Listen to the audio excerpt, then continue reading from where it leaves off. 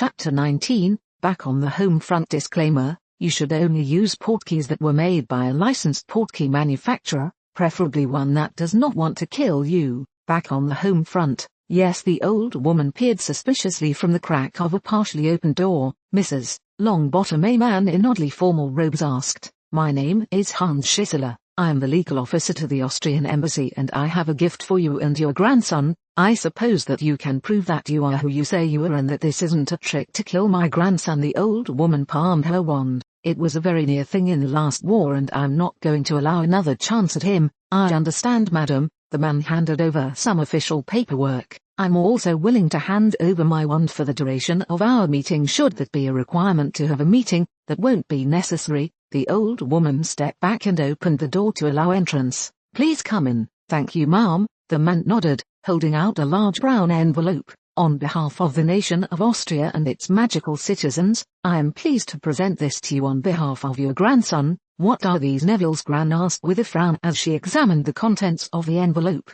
They look like photos of a bunch of auras mopping up a puddle of red paint. Forensics have determined that the red paint in those photos are all that remains of the Lestrangers. The wizard grinned. I wish that my department could take the credit, but I'm afraid that all we did was the cleanup. You're certain that they're dead? The woman's hands began to shake. Please tell me that you are absolutely certain. 100% sure. Hans nodded. They are dead. The monsters that did such terrible things to your family have been eliminated. Thank you. The old woman refused to take her eyes off the gruesome photos. Who did this? They were the fourth team of Death Eaters sent to kill a man named Black during his visit to Austria. Hans fought to keep his expression neutral. One of them he captured and turned over to magical law enforcement, and the two others he eliminated in less creative ways. For some reason he seems to have been annoyed at the Lestrangers. Black. The old woman paused. That was Bellatrix's maiden name. Why would a Black want to do something like this to one of their own? This Black may not be related.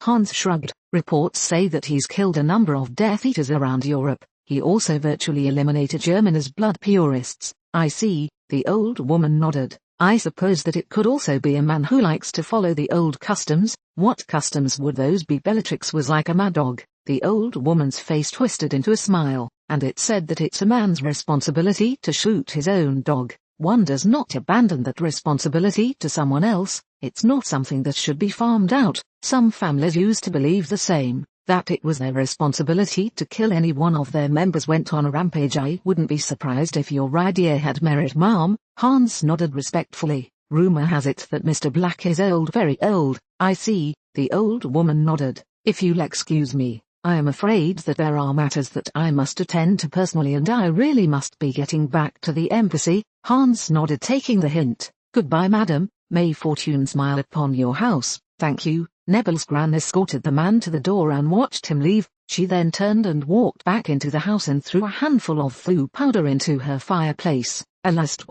I need to speak with you. What is it, Augusta? The scarred man's face came into view. Do you need something? They are dead. The old woman's face lit up. All three of them are dead. What happened? Moody's face became expressionless. Did you do something? No. The smile refused to leave her face. They went up against a wizard named Black and he killed them all. A representative from the Austrian embassy brought me pictures. Black. Moody's eyebrows shot up. Could you show me those pictures if you like? The woman agreed. But I'm going to want them back. I'm thinking of having them framed. It's not healthy to live in the past like this, Augusta. Moody sighed. I could say the same thing to you, alas, the old woman retorted. Take the photos, but bring them back. I will, Augusta. Moody nodded, taking the envelope. Goodbye, alas, goodbye, Augusta. Moody stepped away from the fire and spent several moments looking through the photographs. Guess he was feeling creative. Moody mumbled to himself. Any further thoughts were cut short by another face in the fireplace. Moody, are you there? Mrs. asked cautiously. I'm here, the old aura confirmed.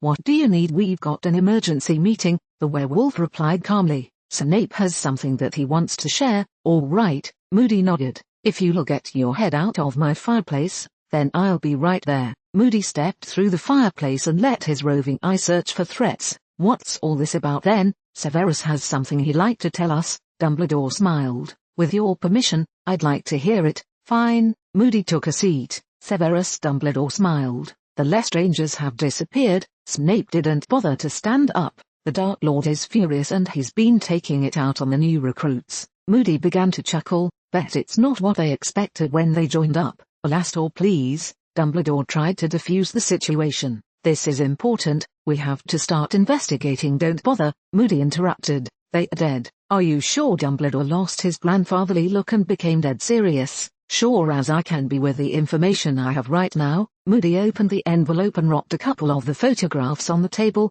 This is what they look like now. What happened? Dumbledore stared at the photos in horrified shock. Black, Moody replied calmly. They went after him, and my guess is that he wasn't too happy about that. I see, Dumbledore nodded. Do you know where Mr. Black is right now? I have a pretty good idea. Moody nodded. Why, I'd like you to get a look at him, maybe even talk to him. Dumbledore gestured down at the photographs. I don't like knowing so little about a man that's capable of doing this. I can't. Moody held up his hand. I said can't, not won't. I was talking to a friend in the Austrian ministry last night. I wanted to get an idea of what was happening and my friend wouldn't tell me a thing. I've known her for 40 years and the only thing I learned was that Black did something for them that put them in their debt. Do you have any idea what that might have been? Molly asked with a thoughtful frown. I have an idea, Moody nodded, but it's not something I can share with any of you. If you know then you know why, and if you don't then it's better you never know. Thank you, Alastor. Dumbledore spoke up. Does anyone else have anything to add? Luna father Luna father Luna father Luna father Luna father Luna father Luna father Luna father Lu. I'm sorry, but it's just not the same without the ducks. I'm sorry father. Luna patted his arm sympathetically, but you know that the man at the shop won't sell us any more since the incident. I suppose, he sighed. Maybe if we were to get some geese. He told me that he won't sell any geese either. Luna frowned. Some people are just so narrow-minded sometimes. I know, and that's why I have another assignment for you. What is it? Father Luna perked up. Did you finally get the location of the great missing sock depository, or evidence of the underpants gnomes? No, nothing so important I'm afraid. Luna's father shook his head. I want you to do a few more human interest stories on Mr. Black. But father, Luna protested, I wanted a chance to report some real news. I know dear, her father nodded. But I'm afraid that I don't have any real news to report, and these human interest stories on Mr. Black have been quite popular. What did he do now? Father Luna tried to look on the bright side. Did he discover evidence that another species exists? I'm afraid not. Luna's father shook his head. Just few groups of Death Eaters in Austria. I'll get right on it father. Luna nodded. Maybe if we got a picture of a duck. I'm afraid that we wouldn't be able to pull off the big dance number at the end then, he sighed. But I'm sure we'll think of something. I ambushed and killed you, say the man behind the counter at the portkey shop asked with a frown. I am afraid that your warranty doesn't cover that. The Dark Lord begs to differ. One of the younger Death Eaters tried to threaten. Really the nerdy-looking man fought hard to suppress his laughter. Well, I suppose that if the Dark Lord begs then it would be rude to disagree. That's right, the Death Eater nodded. People who disagree tend to disappear. Only what I thought you people worked for the ministry. The portkey seller was having the time of his life. That's what you told me anyway. The Death Eater stammered. We do. The minister likes it when we refer to him as Snarkboard. Snarkboard. The portkey seller frowned. Looked like all the deaths was affecting the quality of the recruits. I could have sworn you said Dark Lord. No, you must have misheard me. The Death Eater looked smug. I said Snarkboard. Okay. The portkey seller shrugged. Why was there an ambush if you work for the ministry? Because the Death Eater stopped to think. Things were so hard now that the inner circle had been reduced. That's a ministry code word for accident. Oh, the portkey seller nodded. If it was an accident then your warranty is valid. Do you have a receipt? Receipt? The Death Eater asked. What receipt? You need a receipt to get a full warranty, the shopkeeper explained. Unless of course you're willing to take store credit. Yes, store credit. Okay, the shopkeeper nodded. I had some experimental charms I wanted to try anyway. What experimental charms? The Death Eater asked suspiciously. Oh, just a few charms I whipped up to keep you from dying in another bizarre and improbable accident. Oh, the Death Eater nodded. That's all right then. I just take him the letter Hedwig, Hermione pleaded. You saw me write it, so you know it doesn't have any tracking spells. The owl hooted sadly, but refused to move. Come on Hedwig, Hermione. He tried to reason with the bird. I just want him to know that I'm worried about him. Androm said that none of the other owls could find him. I know you could do it. The owl gave another melancholy hoot. I'm sorry Hedwig, Hermione began stroking the owl's feathers. I didn't mean to imply that I thought you were deliberately shirking your responsibilities. I'm just worried about Harry and it's making me say inconsiderate things. The owl gave a slightly less depressed sounding hoot. Why don't we do some reading? Hermione suggested.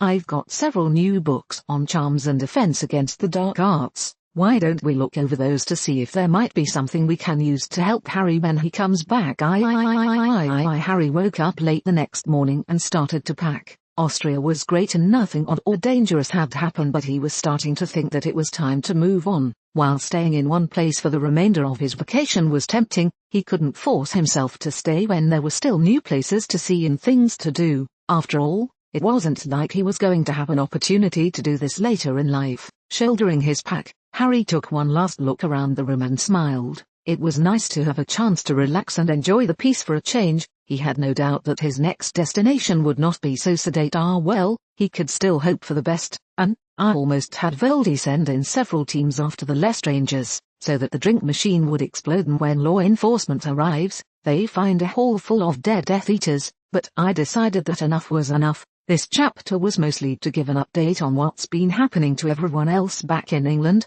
Enjoy or don't. Harry's next destination is Hungary.